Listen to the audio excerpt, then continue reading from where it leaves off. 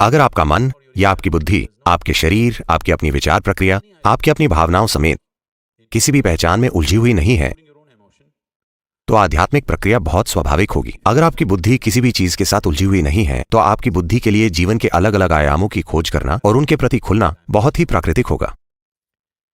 सुरक्षा पाने और खुद को बचाने की कोशिश में आप किसी चीज के आधार पर अपनी पहचान बना लेते हैं, वरना पहचान बनाने का और कोई फायदा नहीं है। कृपया देखिए, आपकी पहचान आपको किसी चीज से जुड़े होने का झूठा बोध कराती है, जिसे आप वैसे भी एक दिन छोड़ देंगे। जब आप किसी ऐसी चीज के रूप में खुद को पहचानने लगते हैं जो आप नहीं हैं, तब आपकी बुद्धि पर पर्दा पड़ जाता है। ये उसी पहचान के चारों ओर घूमने लगती है। आप खुद को जिस भी रूप में पहचानते हैं, आपकी बुद्धि केवल उसी के इर्द गिर्द काम करती है। कृपया देखिए। हाँ, अगर आप खुद को अपने धर्म, राष्ट्रीयता, अपने परिवार से पहचानते हैं, तो ये केवल उसी के इर्द गिर्द काम करती है। ये एक तरह की पूर्व धारणा है ना? एक पूर्व धारणा वाला मन देख नहीं सकता, एक पूर्व धारणा वाला मन जीवन की सच्चाई प्रकट नहीं कर सकता। बस इतनी सी ही बात है। जब मैं पूर्व धारणा कहता हूं, तो मेरा मतलब कई अलग अलग स्तरों की पूर्व धारणा से है। नहीं, मैं बहुत ही खुले मन का हूं, मुझ में पूर्व धारणा नहीं है। ठीक है, आपकी पूर्व धारणा बहुत फैली हुई है।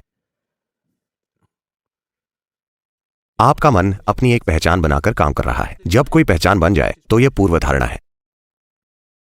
एक दिन एक आदमी मर गया और वो स्वर्ग गया।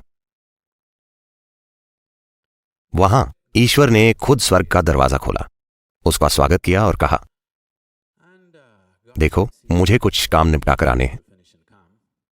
क्या तुम मेरे लिए कुछ देर दरवाजे का ध्यान रख सकते हो? मैं जल्दी ही वापस आऊंगा। उसे बहुत अच्छा लगा, क्योंकि वो ईश्वर की जगह ले रहा था। यह अच्छा है। भगवान की जगह लेना कोई छोटा सम्मान नहीं है ना? दरवाजे का ध्यान रखना है, पर ठीक है, क्योंकि वो भगवान का काम कर रहा था। वो कुछ होने का इंतजार कर रहा था और उसे हैरान परेशान करते हुए उसकी पत्नी दरवाजे पर प्रकट हुई। उसने कहा, क्या तुम यहां क्या कर रही हो? ये कोई लोकल बार नहीं है। तुम मेरे पीछे कैसे आ गई? पत्नी ने कहा, मैं अंतिम संस्कार से घर वापस आ रही थी, मेरी कार की टक्कर हो गई और मैं यहां पहुंच गई। जब वो दाखिल हुआ था, तो ईश्वर ने उसके सामने एक परीक्षा रखी थी। जब वो दरवाजे पर आया था, तब ईश्वर ने उससे पूछा था, देखो मेरे बेटे, तुम यहां आए अच्छी बात है, पर अगर तुम स्वर्ग में प्रवेश चाहते हो, तो तुम्हें एक शब्द बोलना होगा। तो उसने सोचा, हे भगवान, क्या ये बूढ़ा आदमी स्कूल टीचर है? ये स्पेलिंग के लिए कह रहा है। क्या यहां भी कम वक्त स्पेलिंग टेस्ट होते हैं? ईश्वर ने कहा, चिंता मत करो, ये एक सरल शब्द है। क्या शब्द है प्रभु? ईश्वर ने कहा, तुम्हें लव शब्द की स्पेलिंग बतानी है। फिर उसने सोचा, उसने कई लोगों से आई लव यू कहा था, पर उसने कभी कोई पत्र नहीं लिखा था। इसलिए उसने सोचा, LULVLOLOVE। ईश्वर ने कहा, तुम पास हुए, आओ। उसने कहा, ठीक है, मैं अंदर पहुंच गया। अब जब उसकी पत्नी आई, तो उसने कहा, ठीक है, तुम यहां आ गई हो, पर अंदर जाने के लिए तुम्हें एक स्पेलिंग बतानी होगी। पत्नी ने कहा, चलो भी, अगर तुम एक स्पेलिंग बताकर अंदर जा सकते हो, तो क्या मैं नहीं जा सकती? मुझे वो शब्द बताओ। उसने पत्नी की ओर देखा और कहा, चेकोस्लोवाकिया।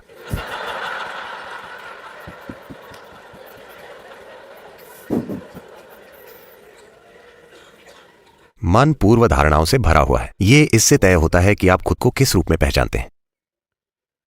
आप जिस भी रूप में खुद को पहचानते हैं, आपका मन उसी के चारों ओर घूमता है। इस समय आप खुद को ऐसी कई चीजों के रूप में पहचानते हैं जो आप नहीं हैं। मिसाल के लिए, मैं अभी बोल रहा हूं, और बोलते हुए अचानक अगर मैं ये ग्लास उठाकर कहूं, ये मेरा ग्लास है, तो आप सोचेंगे, लगता है सदगुरु को कोई परेशानी है। लेकिन ठीक है, सभी कहते हैं सदगुरु बुद्धिमान हैं, चलो सुनते हैं।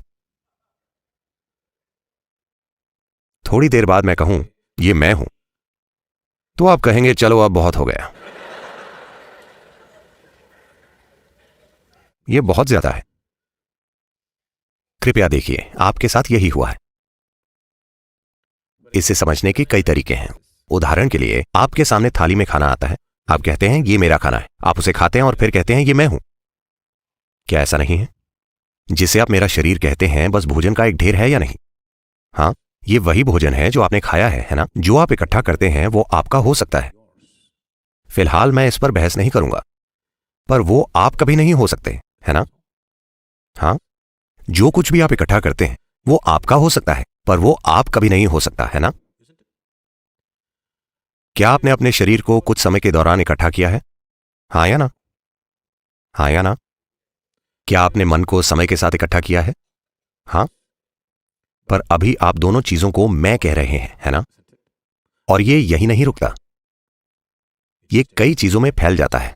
आपका घर, आपकी कार, आपकी चीजें, आपका पैसा, आपके बच्चे, आपका पति, आपकी पत्नी, लाखों दूसरी चीजें, आपका धर्म, आपके विचार, आपकी धारणाएं, सब कुछ। आप ऐसी बहुत सारी चीजों के रूप में खुद को पहचानते हैं जो आप नहीं हैं। जब आप इस तरह के हो जाते हैं तो आपकी बुद्धि पर पर्दा पड़ जाता है। ये कमजोर बुद्धि है, उसने अपनी पैठ खो दी है। It simply repeats old nonsense. ये केवल पुरानी बकवास को दोहराती रहती है। आपने तेनाली रामकृष्ण के बारे में सुना है? तेनालीराम एक विदूषक थे। कृष्ण देवराय के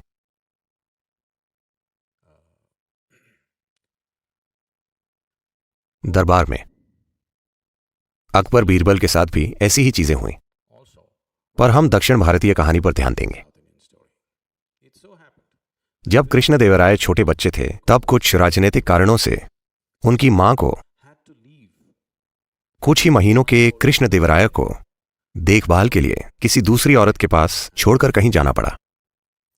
18 महीनों से ज्यादा समय तक वो बच्चा मां से अलग रहा, पर उसे दूसरी महिला पाल रही थी, जिनका अपना भी एक बच्चा था जो कृष्ण देवराय से कुछ ही महीने बड़ा था। तो इस स्त्री ने कृष्ण देवराय को अपने बच्चे की तरह पाला। उन्होंने कृष्ण देवराय को अपना दूध पिलाया और वे बड़े हुए। बाद में उसकी मां ने वापस आकर कृष्ण देवराय को वापस ले लिया और उसके बाद वे एक महान शासक बने।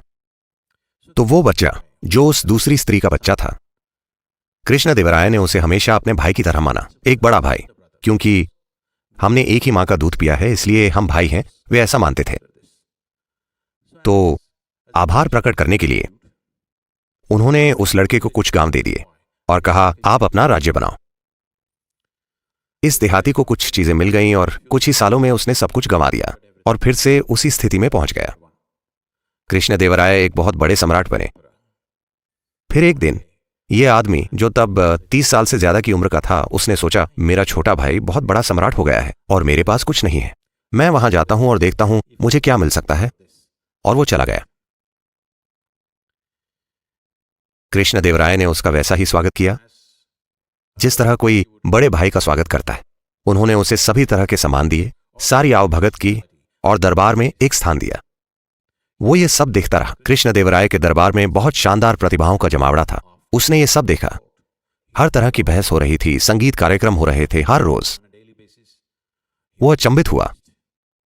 और सबसे बढ़कर तेनालीराम एक बहुत ही बुद्धिमान सहायक था।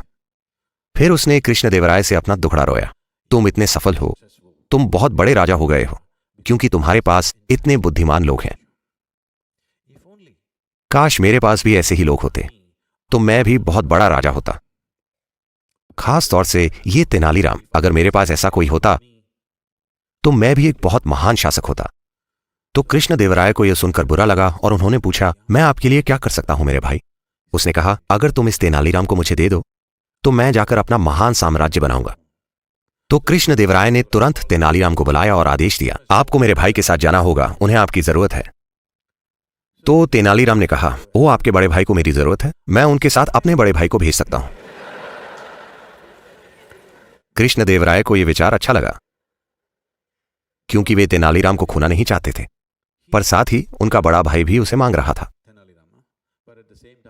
उन्हें समझ में नहीं आया कि क्या करें।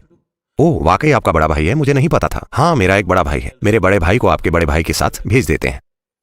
तो उन्होंने जाकर उस व्यक्ति से पूछा, तेनालीराम का बड़ा भाई आपके साथ जाने के लिए तैयार है, क्या यह ठीक है? तो उस मूर्ख ने सोचा, अगर तेनालीराम इतना बुद्धिमान है तो उसका बड़ा भाई। उसने कहा ठीक है। अगले दिन उसे जाना था और एक बड़ी विदाई आयोजित की गई। फिर दरबार की भरी सभा में सभी इकट्ठा हुए और तेनालीराम एक बैल के साथ दाखिल हुए। वे दरबार में आए। कृष्ण देवराय ने यह सब देखकर पूछा, ये क्या है, तुम इस बैल को सभा में क्यों लाए हो? नहीं राजन, ये मेरा बड़ा भाई है। उन्होंने कहा, क्या बकवास है, तुम क्या कहने की कोशिश कर रहे हो? नहीं, हम दोनों ने एक ही मां का दूध पिया है।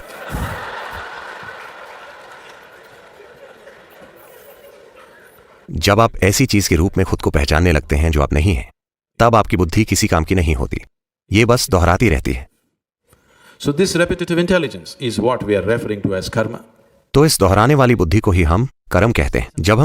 जब हम किसी को पहले से तय ढर्रों से गुजरते देखते हैं, चाहे वे कितनी भी अच्छी परिस्थितियों में हों। आज सुबह सूरज बहुत अच्छी तरह से ऊपर आया, पर कोई दुखी है। फूल खिल रहे हैं, मौसम अच्छा है, सब कुछ शानदार है, पर कोई दुखी है। तब हम कहते हैं, अरे ये उसका कर्म है। हम ये क्यों कह रहे हैं? ये उसकी अपनी करनी है, क्योंकि उसने ऐसे पैटर्न बनाए हैं जो खुद को दोहराते हैं। वो सूर्योदय का आनंद लेने में सक्षम नहीं है, वो सुंदर मंद हवा का आनंद लेने में सक्षम नहीं है, वो फूलों की सुगंध लेने में सक्षम नहीं है। उसके कर्म चल रहे हैं, उसके सिर में जो चल रहा है वो उस पर राज कर रहा है। ये कर्म है।